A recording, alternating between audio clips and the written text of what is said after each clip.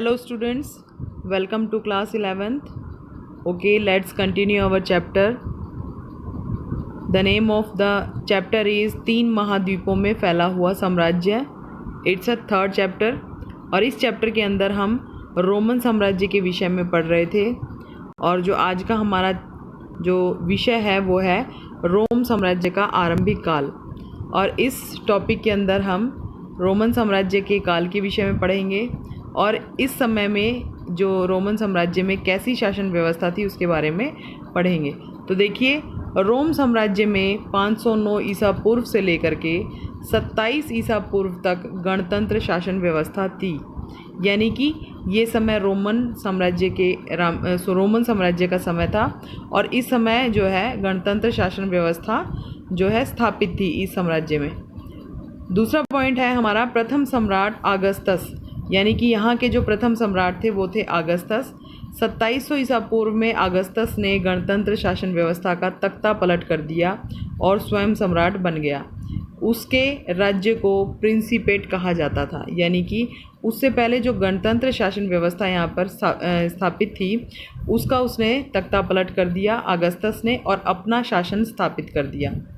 रोम साम्राज्य के राजनीतिक इतिहास के 3 जो हैं खिलाड़ी थे. आपको पता है किसी भी साम्राज्य की स्थापना के जो प्रमुख 3 स्तंभ होते हैं वो है सम्राट, अभिजात वर्ग और सेना. यानी कि ये प्रमुख जो है इनका जो स्थान होता है साम्राज्य स्थापना में, इनका जो है मुख्य स्थान होता है. सम्राट जो है पूरे साम्राज्य का मुखिया होता है और अभिजात वर्ग यानी कि जो उच्च कुल के लोग होते हैं, जो सम्राट के ही जो है कुल के लोग होते हैं, या आप लगा सकते हैं कि जो बड़े बड़े ज़मींदार हैं या मंत्रीगण हैं, ये अभिजात वर्ग में आते हैं. और जो सेना है, जो सेना का जो प्रमुख रोल होता ही है, क्योंकि जो सेना है वो उसका महत्वपूर्ण स्थान होता है साम्राज्य स्थापना में. जिस साम्राज्य की सेना अधिक शक्तिशाली होती है वो साम्राज्य जो है काफ़ी शक्तिशाली होता है और साथ में उसका विस्तार भी अधिक होता है. तो देखिए, रोमन साम्राज्य के समय में जो है अनेक प्रांतों की स्थापना भी हुई और इन्होंने अपने सीमा का विस्तार भी किया और बहुत सारी ऐसी सार्वजनिक इमारतें भी बनवाई. इसके बाद देखिए, प्रथम और द्वितीय शताब्दियों में जो है रोम साम्राज्य का जो इतिहास अगर हम देखें तो प्रथम और द्वितीय शताब्दी में ये जो समय था ये शांति, समृद्धि और आर्थिक विकास का काल था. लेकिन जो तृतीय शताब्दी में था ये रोमन साम्राज्य के लिए संकट का काल था, क्योंकि यह समय राजनीतिक उथल पुथल और गृह युद्धों का था. तीसरी शताब्दी में जो है बहुत ज़्यादा तनाव उभरे साम्राज्य के अंदर, जब ईरान के जो है ससानी वंश के जो ससानी वंश था वो बार बार उनके ऊपर आक्रमण कर रहा था. मैंने आपको जो है इस चैप्टर के प्रारंभ में ही बताया था कि रोम साम्राज्य और ईरानी साम्राज्य हमेशा से जो है एक दूसरे के कट्टर विरोधी रहे हैं और इन्होंने जो समय समय पर इनके आपस में युद्ध भी हुए हैं. तो जो तीसरी शताब्दी थी उस समय में जो है इनका बड़ा ही उथल पुथल का जो समय रहा है, क्योंकि इस समय में जो है ईरान के जो ससानी वंश है उन्होंने इन पर बार बार, यानी कि रोम साम्राज्य के ऊपर बार बार आक्रमण किए. इसी बीच जो जर्मन मूल की जो जनजातियां हैं जैसे फ्रैंक है, एल्मनाई है और गोथ, इसने जो है रोम साम्राज्य के विभिन्न प्रांतों पर कब्जा कर लिया. यानी कि मतलब इस स्थिति का लाभ उठा के जर्मनी ने रोम के बहुत सारे प्रांतों पर कब्जा कर लिया, जिससे साम्राज्य में अस्थिरता, यानी कि देखिए जो शांति का समय था वो दूर चला गया, यानी जो साम्राज्य में अव्यवस्था फैल गई. इसी शताब्दी के 47 वर्षों में जो है 25 सम्राट हुए, यानी कि इसके बाद कोई भी सम्राट टिका नहीं. उसके जो ये गृह युद्धों का समय था इस समय में 25 जो है सम्राट आए. यही कारण है कि इसे जो है तीसरी शताब्दी का संकट कहा जाता था. तो ये जो साम्राज्य के भीतर उथल पुथल का समय चल रहा था, इसी वजह से जो है तीसरी शताब्दी को संकट का काल बताया गया है. इसके बाद देखिए, रोम साम्राज्य में लिंग, साक्षरता और संस्कृति. तो इस साम्राज्य के जो समाज में कैसा समाज था इस समय, और मतलब स्त्री और पुरुष क्या दोनों को ही समान अधिकार प्राप्त थे, और साक्षरता का क्या स्तर था, और संस्कृति कैसी थी, तो इसके विषय में हम इस टॉपिक के अंदर पढ़ेंगे। तो सबसे पहला हमारा पॉइंट है, इस साम्राज्य के समाज में जो है एकल परिवार का चलन था। एकल मतलब कि जिसमें सिर्फ एक पति पत्नी और उनके बच्चे होते थे। एकल परिवार का अर्थ जो है ये आगे बताया हुआ भी है। एकल परिवार का अर्थ है कि वह परिवार जिसमें पति पत्नी और बच्चे रहते हैं। तो रोमन साम्राज्य में ऐसे परिवार का प्रचलन था। इस साम्राज्य में जो महिलाओं की स्थिति बहुत अच्छी थी, क्योंकि इन्हें जो है संपत्ति में स्वामित्व व संचालन में इन्हें कानूनी अधिकार प्राप्त थे, यानी कि संपत्ति रखने का अधिकार था, या बहुत सारे ऐसे कानूनी जो है अधिकार उन्हें प्राप्त हुए थे। इस साम्राज्य में काम चलाऊ साक्षरता थी, यानी कि जो शिक्षा इतनी अधिक प्रचलन में नहीं थी, लेकिन ज़्यादातर देखा जाए तो समाज में शिक्षित लोग ही थे। ईरानी साम्राज्य की तुलना में इसमें जो है सांस्कृतिक विविधता थी, मतलब बहुत सारी भाषाएं बोली जाती थी, और जो है अनेक जातियों में जो है समाज बटा हुआ था। तो इस वजह से हम देखें तो जो रोम साम्राज्य है उसमें हम जो है सांस्कृतिक विविधता भी हमें देखने को मिलती है। इसके बाद हम रोम साम्राज्य का आर्थिक विस्तार देखेंगे। ये देखिए, रोमन साम्राज्य का आर्थिक जो है आधारभूत ढांचा काफ़ी मजबूत था, यानी कि अगर हम आर्थिक दृष्टि से देखें तो रोम साम्राज्य काफ़ी मजबूत था।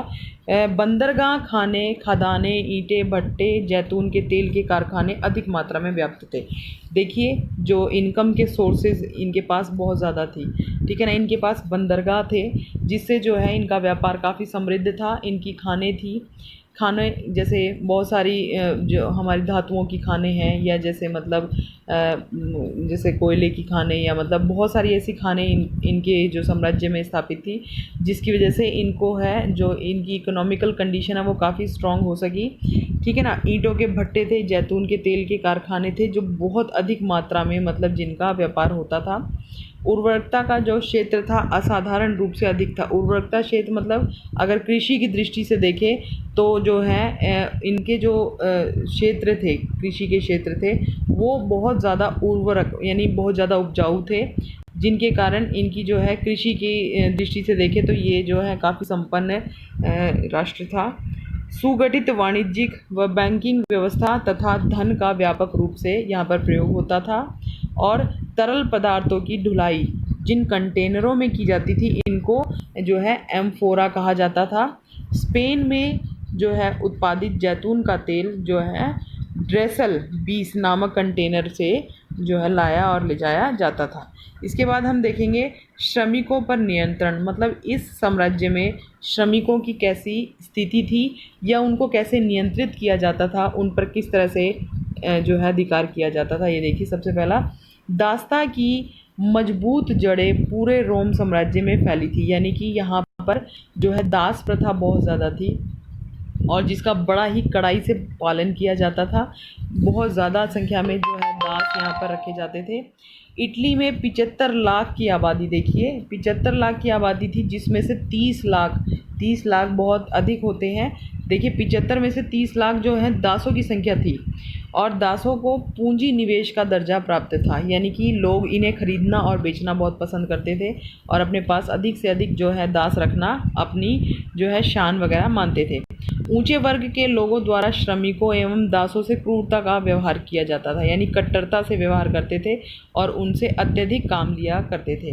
ग्रामीण लोग जो है ऋणग्रस्तता से जूझ रहे थे, यानी कि जो गांव के लोग थे जैसे खेती बाड़ी के लिए या उसके लिए जो है सामंतों से कर अधिक ले लेते थे, जिसके कारण वो ऋणग्रस्त हो जाते थे, और उनके पास फिर दास बनने के अलावा और कुछ चारा नहीं रहता था। दासों के प्रति व्यवहार सहानुभूति पर नहीं बल्कि हिसाब किताब पर आधारित था, यानी कि यदि कोई व्यक्ति किसी व्यक्ति से किसी धन वगैरह उधार लेता था और धन उसने वापस नहीं चुकाया, तो वो उसके पास दास बनने के अलावा और कुछ चारा नहीं रहता था। तो ये जो दासों के प्रति जो व्यवहार था ये हिसाब किताब पर आधारित था, यानी कि जितना मतलब पैसा लेना देना बचता था उसके हिसाब से उन्हें मतलब उतने ही वर्ष तक उनका गुलाम बनना पड़ता था। देखिए नेक्स्ट पॉइंट हमारा दास प्रजनन। गुलामों की जो संख्या है बढ़ाने के लिए एक ऐसी प्रथा थी जिसके अंतर्गत दासियों और उनके दास मर्दों को अधिक से अधिक बच्चे पैदा करने के लिए प्रोत्साहित किया जाता था। उनके बच्चे भी आगे चलकर दास ही बनते थे। तो दास प्रजनन से मतलब है कि दासों के यहाँ जो बच्चे पैदा होते थे वो भी आजीवन भर अपने जो मालिक हैं या जो अपने स्वामी होते थे उनके आजीवन भर उन्हें दासता का जीवन जीना पड़ता था और उन्हें उनके दास बनकर रहना पड़ता था। दास श्रमिकों के साथ जो आई समस्याएं वो क्या थी, इसके ऊपर चर्चा करते हैं कि रोम में सरकारी निर्माण कार्यों पर स्पष्ट रूप से मुक्त श्रमिकों का व्यापक प्रयोग किया जाता था। यानी कि जो सरकारी काम होते थे उन पर मुक्त श्रमिक यानी कि श्रमिकों को किसी प्रकार का, क्योंकि आपको पता है जो श्रमिक होते थे मतलब वो दास के रूप में ही उनका प्रयोग किया जाता था। दास श्रम का बहुतायत प्रयोग बहुत जो है महंगा पड़ता था। यानी कि जो श्रमिकों से काम लेने की बजाय वो क्या करते थे कि दासों से ही जो है अधिक से अधिक काम करवा लिया करते थे। भाड़े के मज़दूरों के विपरीत गुलाम श्रमिकों को वर्ष भर रखने के लिए जो भोजन देना पड़ता था और उनके अन्य खर्चे भी उठाने पड़ते थे, जिससे इन गुलाम श्रमिकों को रखने की लागत बढ़ जाती थी। तो और वेतनभोगी मज़दूर सस्ते तो पड़ते ही थे, उन्हें आसानी से छोड़ा और रखा जाता था। यानी कि ये जो दास होते थे इनको क्या, ये भाड़े के मज़दूर के विपरीत, यानी अगर किसी मज़दूर को हम कुछ समय के लिए काम पर रखते हैं तो उसके विपरीत जो है गुलाम श्रमिकों को वर्ष भर जो है भोजन के लिए भोजन वगैरह भी देना पड़ता था। तो ये ज़्यादा जो है इनके ज़्यादा खर्चे होते थे। तो इसके बजाय ये क्या करते थे, वेतनभोगी जो है सस्ते मज़दूरों को काम देने जो है प्रेफरेंस दिया करते थे। इसके बाद हमारा जो नेक्स्ट टॉपिक है वो है रोम साम्राज्य में श्रमिक प्रबंध की विशेषताएं क्या थी, किस तरह से जो है श्रमिक प्रबंध कैसा था वहाँ पर। देखिए, दास श्रम महंगा होने के कारण दासों को मुक्त किया जाने लगा। यानी कि धीरे धीरे क्या हुआ कि जो दास श्रम है यानी जो दासों को रखा जाता था तो उन्हें वर्ष भर उनके खाने पीने की, उनकी देख रेख सारी चीज़ उन्हें करनी पड़ती थी, जिसकी वजह से वो काफ़ी अधिक जो है महंगे पड़ जाते थे। इस वजह से उन्हें क्या किया जाने लगा, उन्हें उन दासों को मुक्त किया जाने लगा। अब इन दासों का जो मुक्त व्यक्तियों को व्यापार प्रबंधन के रूप में नियुक्त किया जाने लगा और जो गुलामी है, जो मालिक हैं गुलामों अथवा मुक्त हुए गुलामों को अपनी ओर से व्यापार चलाने की पूंजी यहाँ तक कि पूरा कारोबार सौंप देते थे। यानी कि जो अपनी तरफ से जिन गुलामों को जो व्यक्ति आज़ाद करते थे उन्हें क्या है व्यापार चलाने के लिए जो है पूंजी देते थे और उन्हें सारा कारोबार सौंप दिया करते थे। मुक्त तथा जो दास होते थे वो दोनों प्रकार के श्रमिकों के लिए निरीक्षण सबसे महत्वपूर्ण पहलू था। यानी निरीक्षण को सरल बनाने के लिए क्या करते थे, कामगारों को कभी कभी छोटे दलों में विभाजित कर दिया जाता था। यानी कि जो है गुलामों को निरीक्षण दिया जाता था कि किस प्रकार वो उनके कामों का संचालन करेंगे, किस तरह से उनके व्यापार की देखरेख करेंगे। श्रमिकों के लिए जो छोटे छोटे समूह बनाए गए थे जिससे पता चल सके कि कौन काम कर रहा है और कौन काम चोर है। तो ये सभी जो है श्रमिकों के विषय में मैंने आपको बताया। ये सारा आपको समझ में आ गया होगा। Thank you, have a nice day.